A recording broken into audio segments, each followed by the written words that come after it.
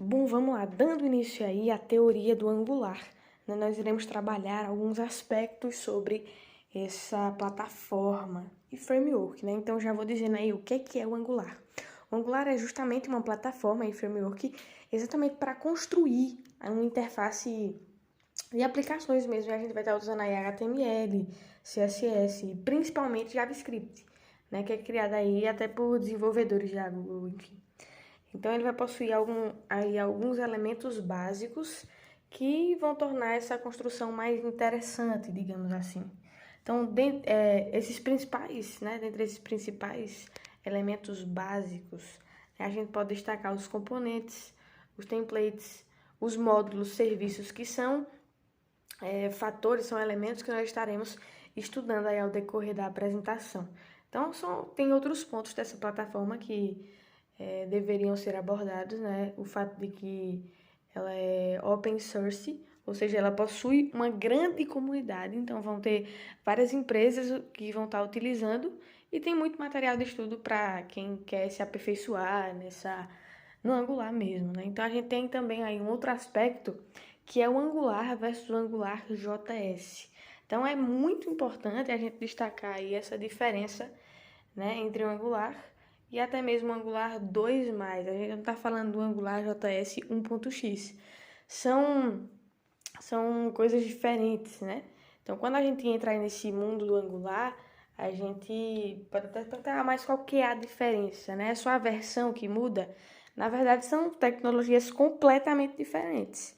O Angular JS, ele é um framework JavaScript para o desenvolvimento web, né? Então, foi um framework queridinho, digamos assim, no mercado por muitos anos, por alguns anos.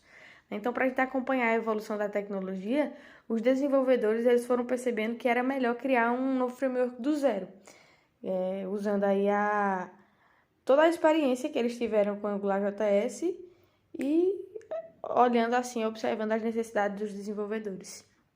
E aí foi que surgiu o Angular 2, né, que é uma plataforma para o desenvolvimento de aplicações, não só da web, como era o anterior, mas também mobile. Então, ele tem grandes mudanças na sua estrutura, o que são mudanças muito significativas, né? Então, houve aí esse glow-up do Angular, do primeiro, né, Angular JS, para o Angular JS 2. Sim, aí agora vai surgir o Angular 2, que é uma plataforma para o desenvolvimento. Ah, sim, essa eu já falei, né, do mobile. Enfim, obviamente, uma aplicação que é desenvolvida com o Angular JS, ele não vai ser compatível com o Angular, porque essa grande mudança entre essas duas plataformas deixou até os desenvolvedores preocupados. Ah, mas por quê? Porque ninguém gosta de saber que a tecnologia ela tá usando, que a tecnologia que a pessoa está usando vai ser substituída por uma nova, né? Então, porque os desenvolvedores já estavam acostumados com aquela plataforma e vão ter que ir para outra, mas enfim. Então, embora o projeto do Angular JS ele ainda seja mantido, né, até hoje, essa mudança fez com que ele perdesse força, exatamente essa é a palavra, força no mercado, porque ele deu aí grande parte do seu lugar para o novo Angular.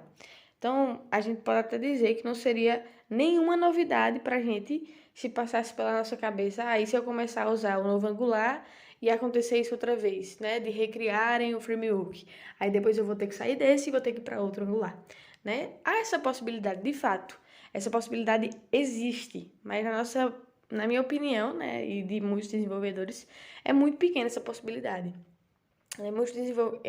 Como desenvolvedores de software, a gente tem que estar sempre suscetível a isso com qualquer tecnologia.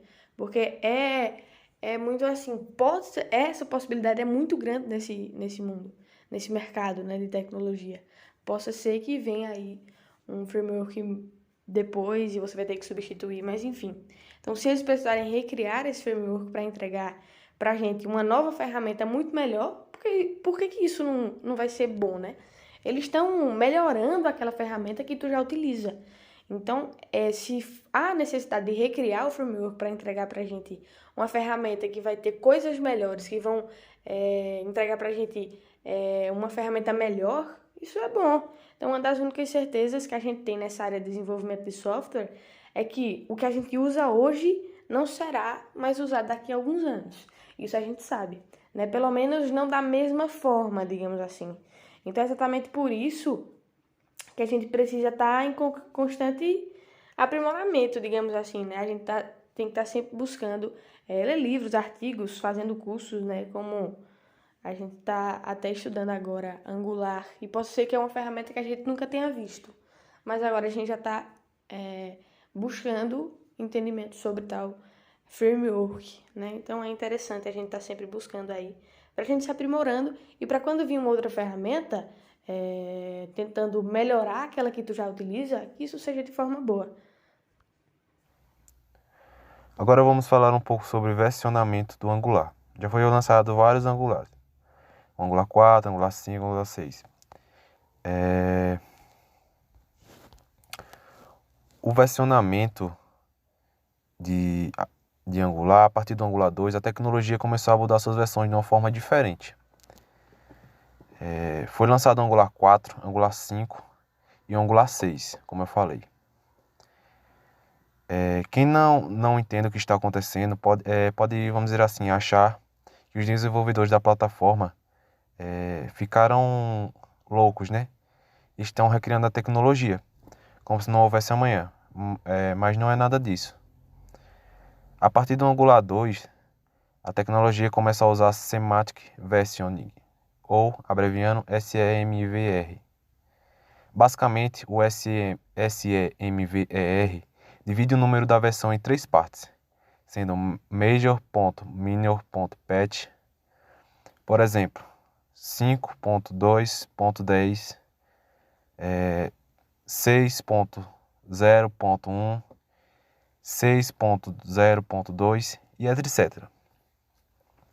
Quando um bug é corrigido e liberado, o número do patch é incrementado.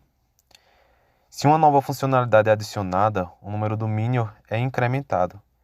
E se uma mudança pode potencialmente quebrar o código de quem usa a plataforma, o número do Major é incrementado. Em outras palavras, vamos dizer que isso significa que todas as mudanças que ocorrem o risco de quebrar código de quem usa o framework, ou seja, que potencialmente pode precisar que o desenvolvedor faça algum ajuste para continuar com o projeto funcionando, devem ser lançadas com uma mudança no número major. Essas breaking changes não significam uma reescrita do framework. Não significa, vamos dizer assim, que o mundo acabou e que você vai você vai ter que reaprender tudo novamente. São apenas mudanças. São inevitáveis, vão acontecer em algum momento. E que podem quebrar o código, como acontece em 100% das tecnologias, que evoluem e não estão paradas ao tempo. Ou seja, você sempre vai ter que evoluir, na sua tecnologia, você sempre tem que estar evoluindo. Ou seja, o desenvolvedor tem que estar fazendo melhorias e etc. Isso nem quer dizer que vai quebrar código com toda certeza. Quer dizer apenas que potencialmente pode ter sim uma quebra de código, como pode ter em qualquer coisa. E por isso necessita de uma atenção especial por parte do desenvolvedor. É até muito comum atualizarmos a versão do Angular e tudo continuar funcionando normalmente. Então, a gente pode ficar totalmente tranquilo em relação a isso. Angular é uma tecnologia que evolui muito rápido. E nós, como estamos nos tornando bons profissionais de tecnologias, devemos achar isso excelente. E para encerrar essa questão sobre as versões, uma curiosidade: você não vai encontrar a versão 3 de Angular. Isso porque simplesmente ela não existiu.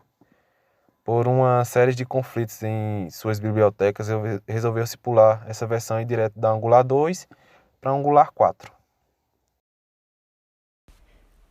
Como está o mercado? O mercado absorveu o Angular 2 muito rápido. Pequenas e grandes empresas no Brasil já adotaram a tecnologia, mas infelizmente a quantidade de profissionais qualificados ainda é muito pequena e insuficiente para a grande demanda que existe. A forma mais fácil de comprovar isso é fazendo uma rápida pesquisa em sites de empregos. Você vai notar que existem muitas vagas com salário de 3 mil a 10 mil e até muito mais procurando desesperadamente por profissionais. Muitas dessas vagas exigem também conhecimento de back-end, como REST, Java e Spring, ou seja, são vagas para desenvolvedores full stack. Para criarmos aplicações com Angular, podemos usar as linguagens TypeScript, JavaScript e Dart. O Angular foi desenvolvido em TypeScript e essa linguagem é a mais usada para aplicações Angular e a que mais encontramos documentações. O TypeScript é uma linguagem de programação criada pela Microsoft.